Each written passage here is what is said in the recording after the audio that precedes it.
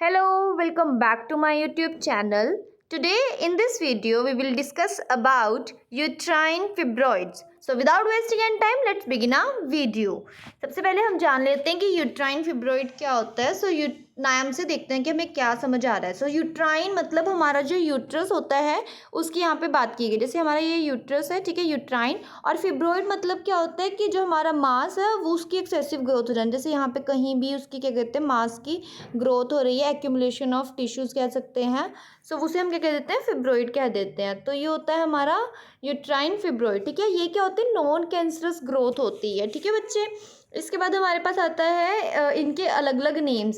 इसके कुछ अलग अलग नाम है, जैसे कि हम इसे लियो ये कहते हैं, लियोमायोमा कहते हैं, यूट्राइन लियोमायोमास, मायोमास, फिब्रोमायोमास, फिब्रोइड मायोमास. ये क्या है, इसके कुछ अदर नेम्स है जिसके नाम से भी हम इसे बोल सकते हैं. ठीक है, अब आती है इसकी डेफिनेशंस. ठीक है, सबसे पहले डेफिनेशन हमारे पास जो आ रही है उसमें बोला गया है uterine fibroid is a leiomyoma that originates from the smooth muscle layer of uterus. क्या कहा गया है कि यूट्राइन फिब्रोइड क्या है, वो एक लियोमायोमा है जो कि कहाँ से ओरिजिनेट हो रहा है, स्मूथ मसल लेयर से ओरिजिनेट हो रहा है. किसकी, यूट्रस की. ठीक है, ये थी फर्स्ट डेफिनेशन. सेकेंड डेफिनेशन में हमारे पास क्या है, fibroids are the tumors composed of smooth muscle and fibrous connective tissue of uterus.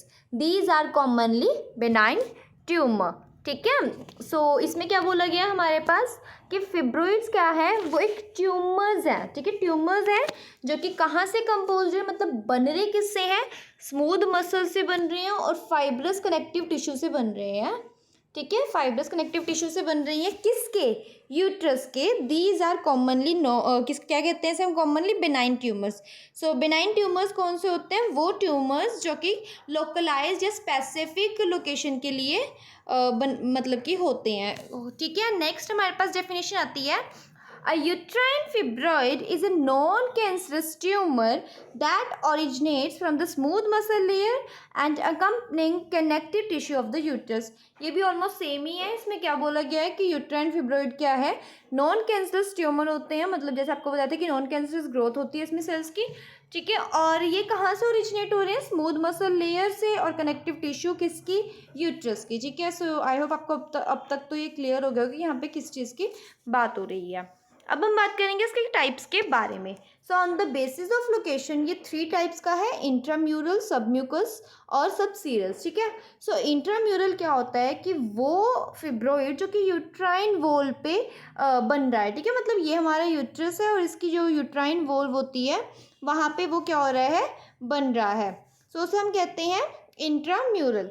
Next आता है सबम्यूकस. सबम्यूकस का मतलब क्या होता है कि जो हमारी एंडोमेट्रियल कैविटी होती है, ठीक है, एंडोमेट्रियल कैविटी में जो फिब्रोइड प्रोट्रूड कर जाता है उसे हम सबम्यूकस यूट्राइन फिब्रोइड बोलते हैं. ठीक है, थर्ड वन हमारे पास आता है सबसीरस. सबसीरस क्या होता है, वो यूट्राइन फिब्रोइड जो कि सिरोसल सरफेस ऑफ यूट्रस की, यूट्रस के सिरोसल सरफेस पे प्रोट्रूड कर रहा है, उसे हम कहते हैं सबसीरस यूट्राइन फिब्रोइड. ठीक है, फिर हमारे पास आते हैं एटियोलॉजी. इसका नेक्स्ट नेम क्या होता है कि कॉजेज भी हम बोल देते हैं. इसका एग्जैक्ट कोज तो देखो अननोन है, आइडियोपैथिक बोलते हैं हम जिसको, या इडियोपैथिक जैसे आप प्रोनाउंस करते हो. फिर इसके मतलब कहने का मतलब है कि अगर इसका कोज जो अननोन है तो उसके लिए कुछ स्पेसिफिक रिस्क फैक्टर्स होते हैं, जिसके कारण हम कह देते हैं कि ये जो डिजीज कंडीशन है ये अराइज हो सकती है. ठीक है, वो जो RF है यहाँ पे ये रिस्क फैक्टर्स को डिनोट किया गया है. There are some risk factors, जैसे कि क्या, हमारे पास सबसे पहले आता है हॉर्मोन्स इम्बैलेंस, कि हार्मोनल लेवल जो होता है हमारी बॉडी के लिए रिक्वायर्ड होते हैं नॉर्मल लेवल, उसमें इम्बैलेंस हो जाता है. कौन कौन से हार्मोन स्पेसिफिक, एस्ट्रोजन और प्रोजेस्टेरोन की जो प्रोडक्शन होती है वो यहाँ पे इंक्रीज कर जाती है. उसकी लेवल इंक्रीज कर जाता है, तो हार्मोनल इम्बैलेंस में ये होता है. ठीक है, जेनेटिक म्यूटेशन हो जाती है, विटामिन D डेफिशिएंसी हो जाती है, नली पेरिस इंडिविजुअल्स. इसका मतलब क्या होता है, नली मतलब नील और पेरिस मतलब प्रेगनेंसी. नो प्रेगनेंसी या ज़ीरो प्रेगनेंसी को हम क्या कहते हैं, नली पेरिस इंडिविजुअल। सो ये वो वुमेन होती है जिसने अभी तक बेबी कंसीव नहीं किया होता या फिर प्रेगनेंसी नहीं हुई होती जिसको, ठीक है। फिर आता है हमारे पास ओबेसिटी, कंजप्शन ऑफ एल्कोहल, जो एल्कोहल कंजप्ट करता है, कंज्यूम करता है, ठीक है। पीसीओएस या पीसीओडी कह देते हैं, जिसका मतलब क्या है, पॉलीसिस्टिक ऑब्स्ट्रक्टिव सिंड्रोम या पॉलीसिस्टिक ऑब्स्ट्रक्टिव डिजीज या डिसऑर्डर, ठीक है। पीसीओडी भी इसको बोल देते हैं। तो ये होते हैं इसके कॉजेज। अब हम बात करेंगे इसके पैथोजेनेसिस के बारे में। सो पैथोजेनेसिस मतलब क्या होता है कि ये जो डिजीज कंडीशन है ये हो कैसे रही है, ठीक है। सो इसमें सबसे पहले हमारे पास आता है कि ड्यू टू इटोलॉजिकल फैक्टर्स, कि इटोलॉजिकल फैक्टर्स जैसे कि हार्मोनल इम्बैलेंस के कारण हमारी बॉडी में क्या हो रहा है, जो एस्ट्रोजन और प्रोजेस्टेरोन हार्मोन है उसका लेवल क्या हो रहा है, हाई हो रहा है, इंक्रीज कर रहा है, ठीक है। ऑफन रिग्रेस आफ्टर मीनोपोज, ये मोस्टली कब हमें देखने को मिलता है, ये हमारा जब जैसे मीनोपोज हो जाता है तो उस टाइम पे क्या होता है कि इसका लेवल इम्बैलेंस होने लग जाता है हॉर्मोन्स का, ठीक है। जिसके कारण क्या होता है, लियोमायोमा ग्रोथ स्टार्ट हो जाते हैं। लियोमायोमा ग्रोथ मतलब यूट्राइन फिब्रॉइड फॉर्मेशन वहाँ पे होने लग जाती है, ठीक है। नेक्स्ट हमारे पास आता है पैथोलॉजी। पैथोलॉजी के अंदर दो आते हैं हमारे पास, gross pathology and microscopic pathology. So gross pathology के अंदर क्या होता है, मतलब उसका एक्सटर्नली कौन कौन से फीचर्स हमें देखने को मिलते हैं, इसमें वो आएगा। सो जो यूट्राइन फिब्रॉइड होता है वो सॉलिड फर्म मास का होता है, जो कि यूट्राइन वॉल पे होता है, और इसका जो साइज होता है वो वेरी करता है, अलग अलग साइज का हमें ये देखने को मिल जाता है, ठीक है। नेक्स्ट हमारे पास आता है माइक्रोस्कोपिक पैथोलॉजी के अंदर। इसमें क्या है कि किससे बना हुआ है, इंटरनली इसके अंदर हमें क्या देखने को मिलता है। सो ये स्मूथ मसल सेल से बना होता है और कनेक्टिव टिश्यू से बना होता है, जो कि हम डेफिनेशंस में बहुत अच्छे से पढ़ चुके हैं। अब हम बात करते हैं इसके क्लिनिकल मैनिफेस्टेशंस, मतलब कि इसके साइन एंड सिम्टम्स क्या क्या हो सकते हैं। सो मेंस्ट्रुएशन के टाइम पे पेन हो सकता है, जिसे हम क्या कहते हैं, डिसमेनोरिया कहते हैं। और इंक्रीज ब्लीडिंग, के मेंस्ट्रुएशन के टाइम पे जो ब्लीडिंग की फ्रीक्वेंसी होती है वो इंक्रीज कर जाती है, जिसको हम क्या कहते हैं, मेनोर्जिया कहते हैं।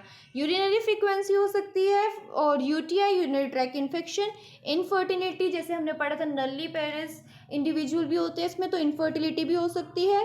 प्रेगनेंसी कॉम्प्लिकेशंस आ सकती है कि एंडोमेट्रियल लेयर जो होती है या एंडोमेट्रियल कैविटी होती है, वहाँ पे जो एम्ब्रियो है वो वहाँ पे स्टक नहीं कर पाता, स्टिक नहीं पाता, तो टिक नहीं पाता वहाँ पे, जिसके कारण क्या होता है कि प्रेगनेंसी कंसीव नहीं हो पाती है वहाँ पे, मतलब, ठीक है। सो पेल्विक फुलनेस और प्रेशर आपको फील हो सकता है।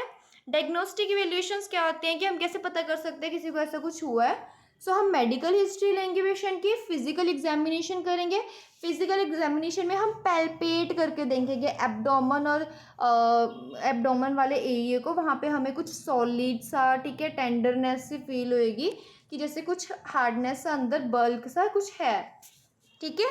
अल्ट्रासाउंड करेंगे पेल्विक का, उस बल्क को कंफर्म करने के लिए, उसका साइज़ क्या है, क्या चीज़ वो है एब्डोमिनल पेल्विक रीजन का, ठीक है। एमआरआई करेंगे स्ट्रक्चर वगैरह देखने के लिए। हिस्टीरियोसोनोग्राम भी इसी चीज़ के लिए होता है। इसमें क्या होता है कि ट्रांसवेजिनल पेल्विक अल्ट्रासाउंड होता है, जिसके थ्रू क्या होता है कि स्टेराइल स्लाइन जो होता है वो यूट्रस के अंदर फिल किया जाता है, कंप्लीट यूट्रस को फिल किया जाता है स्टेराइल स्लाइन के साथ, जो कि क्या करता है, एक इमेज क्रिएट करता है, ठीक है। और वो इमेज में क्या होता है कि उसके बॉर्डर्स वगैरह हमें अच्छे से क्लियरली विजिबल हो जाते हैं, इसके थ्रू हमें यूट्रस का साइज पता चल जाता है, और उस यूट्रस के अंदर प्रेजेंट फिब्रोइड का भी हमें पता चल जाता है, ठीक है। ब्लड टेस्ट करेंगे जैसे कि सीबीसी, जिसमें हम चेक कर लेते हैं कि उसका हेमोग्लोबिन लेवल ज़्यादा है, कम है, तो वो क्या होएगा, अनीमिया के बारे में हमें पता चल जाएगा वहाँ पे पेशेंट के अंदर, ठीक है।